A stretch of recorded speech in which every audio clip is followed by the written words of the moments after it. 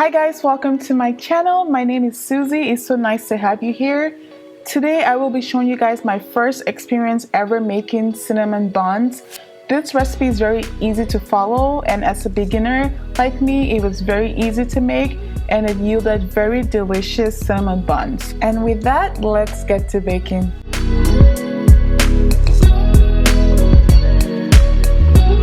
We're going to start out by combining our dry ingredients in a large bowl, or if you're using a stand mixer, go ahead and combine them in the bowl of your stand mixer.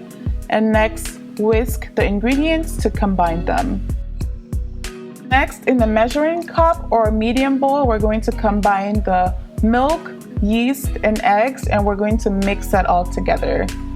Mixing them separately just helps the ingredients to mix well together versus adding them separately to the dry ingredients. Next, we're going to combine the wet ingredients to our dough dry ingredients, and we're going to start mixing and kneading. So I am kneading this dough with my stand mixer.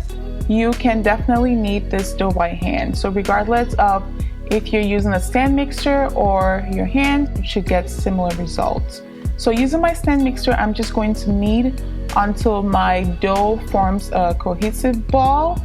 And next, I'm going to start adding the softened butter, 1 tablespoon at a time.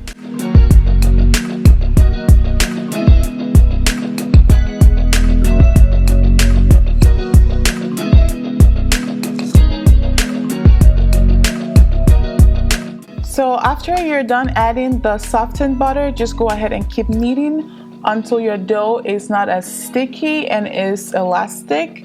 And if you're using a stand mixer, keep kneading until the dough no longer sticks to the side of the mixer bowl. So if you're kneading with a stand mixer like me, go ahead and flour your countertop and transfer the dough onto the floured countertop and knead for another 30 seconds.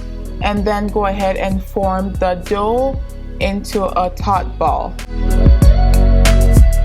Place the dough in a greased bowl and tightly cover with plastic wrap and let it proof for about 2.5 hours or until it's doubled in size. To make the filling, we're going to combine light brown sugar, cinnamon, and salt in a medium bowl and mix together. So I didn't have light brown sugar, so I went ahead and used 50% dark brown sugar and 50% granulated sugar.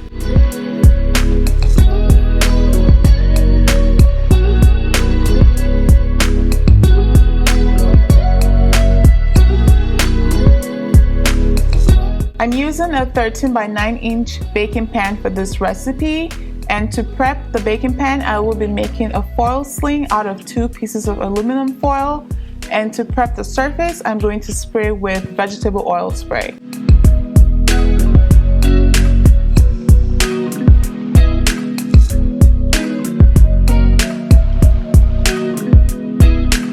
Okay, so here's where we're going to have a little bit of fun. So first, we're going to deflate our dough, so you can deflate by just punching it down. And next, we're going to flour our countertop, and then we're going to transfer our deflated dough onto the floured countertop. So now we're going to start rolling our dough, and we're going to roll the dough to an 18-inch square. This definitely took some time, so just keep rolling, and once in a while, I'm going to measure my sides to see if I have the right lengths. After rolling the dough, we're going to spread the softened butter all over the dough, and we're only going to leave about 1/2 inch of the edges uncovered with butter. After spreading butter on the dough, we're going to spread the sugar mixture all over the butter, so we're only going to leave the 1/2 inch area without any sugar, and we're going to use our hands to gently press the sugar mixture onto the dough just to help it stick a little better. Next, roll the dough away from you to form a taut cylinder.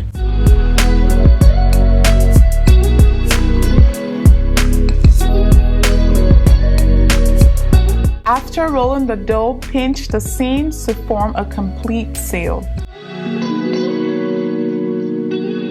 So now we're going to start cutting the dough. So you can either cut it to 12 pieces or 8 pieces. So I'm doing 12 pieces because I didn't want the pieces to be very big. So you can either cut using thread or floss or a very sharp knife. So I literally just borrowed my brother's thread from his sewing machine. So you could definitely use any thread you have on hand. The thread just gives you so much control and doesn't move the dough as much compared to using a knife. Next, place the cut pieces with the cut side up into the prepared pan, and we're going to cover with plastic wrap and let it rise for about an hour before baking. You can also place the dough in the fridge for up to a day, but at least 16 hours. Just make sure you let it sit in room temperature for about an hour before you bake.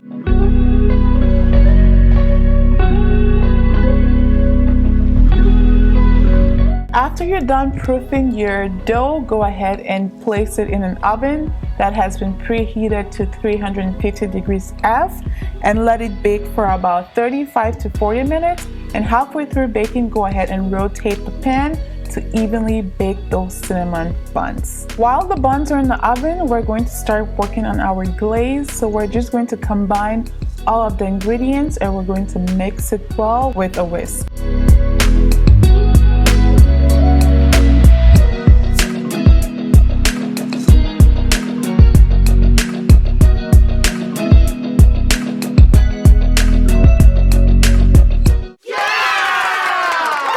After the buns leave the oven, this is what they're looking like. It looks so delicious and they have a nice golden brown color.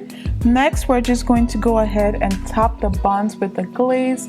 So here I wish it was a little runny, but I think if I just used a spoon or a knife to just top the individual buns, it would have made it look nicer, but that didn't take away from how delicious these buns were. So these were so good. We couldn't stop eating as usual.